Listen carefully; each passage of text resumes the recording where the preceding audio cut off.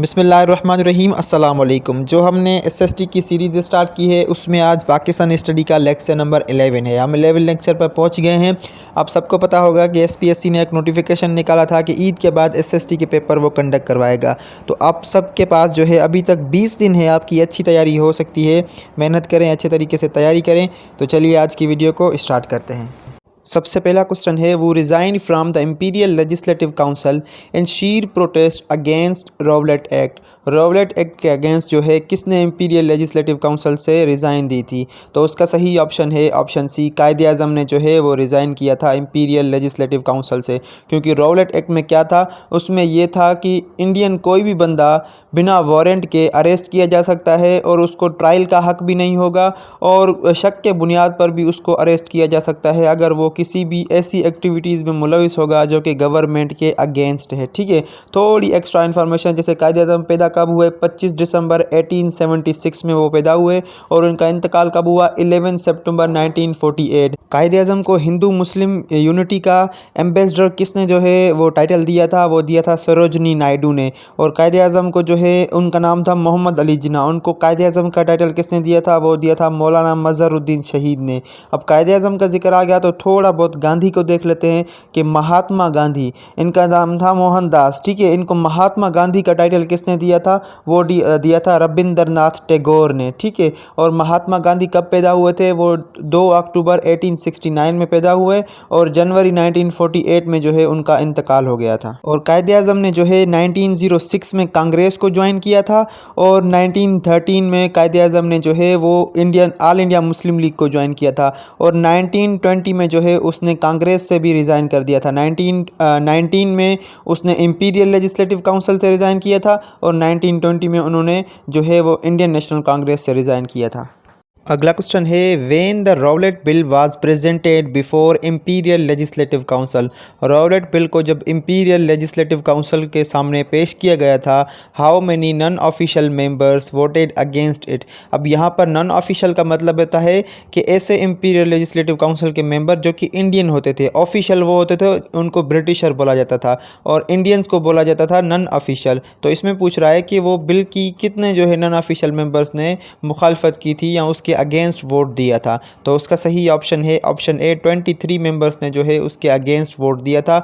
अभी ये जो फिगर वाला क्वेश्चन है, जैसे 23 मेंबर्स, और आगे 2-3 क्वेश्चन होंगे जिसमें मैं आपको नंबर्स बता रहा हूँ। ठीक है, वो नंबर्स मैंने ट्रैक टू पाकिस्तान बुक है, अथेंटिक बुक है, वहाँ से मैंने कंफर्म करके फिर ही आपको बता रहा हूँ। गूगल से भी मैंने कंफर्म किए हैं।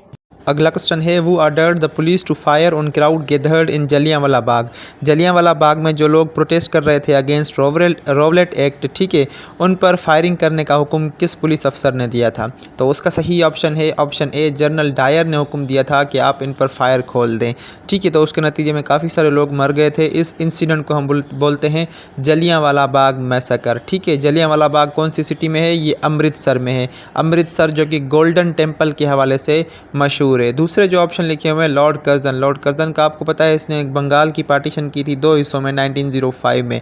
लॉर्ड मिंटो लिखा हुआ है, लॉर्ड मिंटो ने एक रिफॉर्म्स दिए थे, मिंटो मोले रिफॉर्म्स 1909 में। और मुस्लिम जो डेलीगेशन था 35 मुस्लिम लीडर जो कि इनसे मिले थे, जिसके नतीजे में उसको हम क्या बुलाते हैं? शिमला डेपुटेशन, 1 अक्टूबर 1906। ये भी आपसे क्वेश्चन पूछ सकते हैं। ये मैंने पीछे भी आपको बताया था कि मुस्लिम लीडर किस वाइसराय से मिले थे, तो वो लॉर्ड मिंटो से मिले थे। लास्ट में जो लिखा हुआ है लॉर्ड वेविल, लॉर्ड वेविल जो है वो सेकेंड लास्ट वाइसराय थे सब कॉन्टिनेंट में। ये क्वेश्चन इस तरह भी दे सकते हैं कि वो was penultimate viceroy of subcontinent या ब्रिटिश इंडिया, तो वो भी लॉर्ड वेविल थे और लॉर्ड वेविल ने 1945 में जो है वेविल प्लेन दिया था। अगला क्वेश्चन है, the people gathered in Jallianwala Bagh was protesting against which act. पीछे मैंने आपको बताया था कि लोग क्यों प्रोटेस्ट कर रहे थे जलियांवाला बाग में, लेकिन फिर मैंने सोचा कि एक क्वेश्चन आपको बना के बताऊं, उस तरीके से आपको अच्छे तरीके से याद होगा। इसमें पूछ रहा है जो लोग गैदर हुए थे, लोग इकट्ठे हुए थे जलियांवाला बाग में, वो किस चीज़ के अगेंस्ट जो है वो प्रोटेस्ट कर रहे थे, एहतजाज कर रहे थे? तो उसका सही ऑप्शन है ऑप्शन डी, वो रॉवलेट एक्ट के अगेंस्ट जो है वो प्रोटेस्ट कर रहे थे। अगला क्वेश्चन है, how many people were killed in Jallianwala tragedy. जब जनरल डायर ने हुक्म दिया कि आप फायर खोल दें जलियांवाला बाग में, ठीक है, जो कि अमृतसर में वाक़ है, तो उसमें कितनी अमवात जो है वो वाक़ हुई थी, कितने लोग जो है वो मारे गए थे? तो उसका सही ऑप्शन है ऑप्शन सी 379 जो है वो लोग मारे गए थे। ये एग्जैक्ट फिगर मैंने ट्रैक टू पाकिस्तान से उठाई है और गूगल पर भी यहीं आ रही है। अब कभी आपसे पूछ ले कि जलियांवाला बाग ट्रेजेडी हुई कब थी, ठीक है, वो 13 अप्रैल 1919 में हुई थी। अगला क्वेश्चन है how many people were injured in Jallianwala Bagh tragedy. सबसे पहले एक चीज़ को रिवाइज़ करते हैं, ये रोवलेट एक्ट आया, उसके अगेंस्ट कायदे अज़म ने इंपीरियल लेजिस्लेटिव काउंसिल से रिज़ाइन दिया। ये रोवलेट एक्ट की वजह से मुसलमान जो है वो प्रोटेस्ट कर रहे थे जलियांवाला बाग में। ये जब इंपीरियल लेजिस्लेटिव काउंसिल में बिल पेश किया गया तो 23 मेंबर्स ने इसकी मुखालिफत की। जब ये मुस्लिम लीडर या इंडियन जो भी थे ये सारे जलियांवाला बाग में प्रोटेस्ट कर रहे थे, पीसफुल प्रोटेस्ट, तो किसने आर्डर दिया था कि आप फायर खोल दें?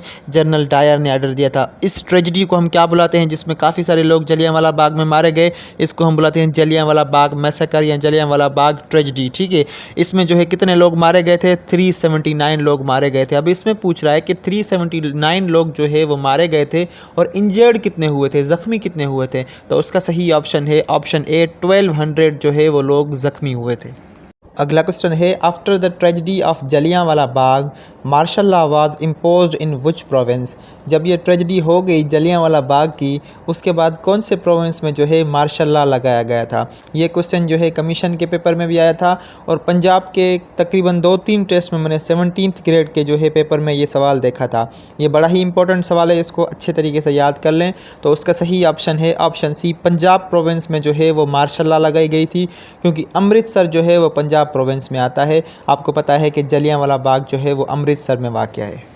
अगला क्वेश्चन है वो was Edwin Montague. Edwin Montague कौन थे? उनका जो है ओहदा क्या था सब कॉन्टिनेंट में? तो उसका सही ऑप्शन है option D secretary of state for India थे एडविन मॉन्टेग।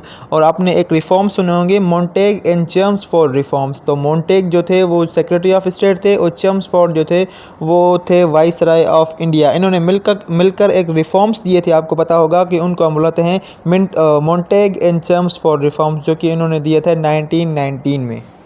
अगला क्वेश्चन है which act provided that the secretary of state for India would in future be paid out of the British revenue instead of Indian revenue.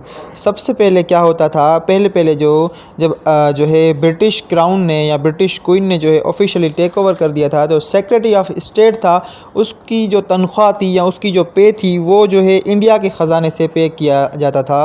उसकी जो तनख्वाह थी उसको मतलब जो सैलरी दी जाती थी वो इंडियन रेवेन्यू से दी जाती थी। अब इस एक्ट के अकॉर्डिंग जो है secretary of state for India उसको जो है बजाय जो इंडियन रेवेन्यू से उसको जो है अब ब्रिटिश रेवेन्यू से उसके अखराजात और उसकी तनख्वाह जो है ब्रिटिश रेवेन्यू से आएगी।